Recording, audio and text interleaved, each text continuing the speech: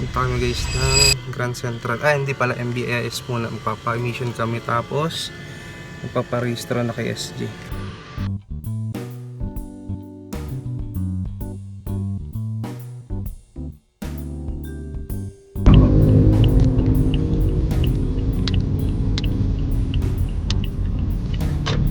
Ito guys yung ating MBIS na pag-emissionan.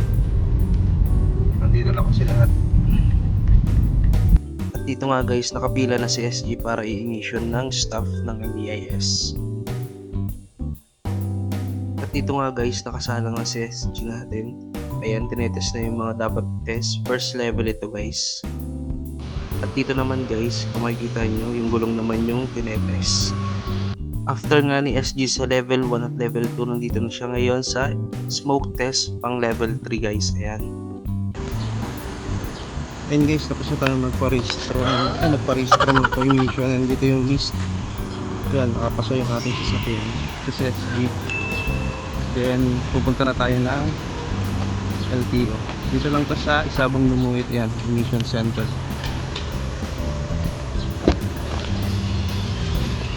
Ito naman. Yan, makikita mo dito na pass. Ano ito? Handlebar?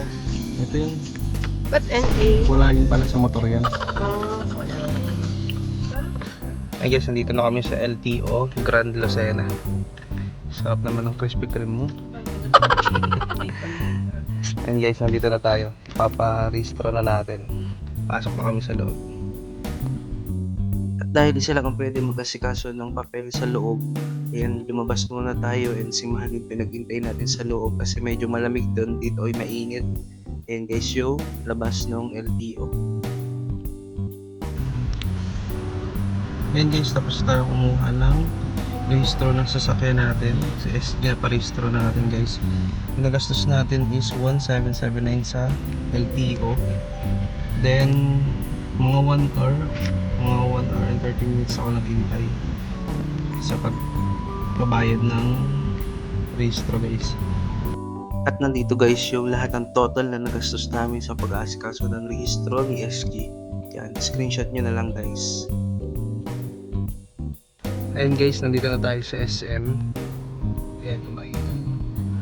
Nasa SM na kami ni Mahal. Binaba ko na siya dun sa may side ng SM para makapili na ng kakainan namin. Then, para hindi na rin siya mainitan.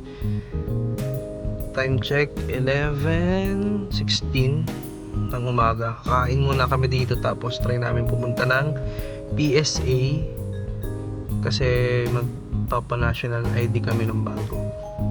Lalo na si Mahal, kailangan yun. And guys, natawag na si Mahal, pupunta na ako. Nakapark na tayo guys.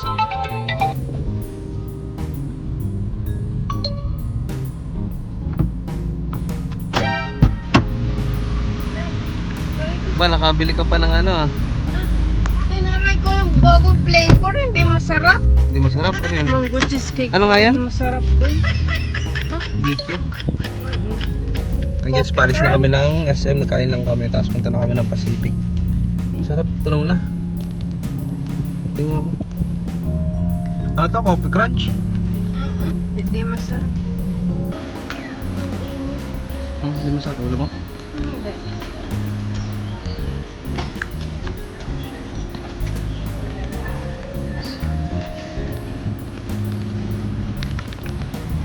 Ayun guys, pauwi na kami. Nagbili lang kami ng konti. Tapos mamaya dadaanan ko na lang si Mahal doon kasi mainit. Medyo malaming pinarkingan namin.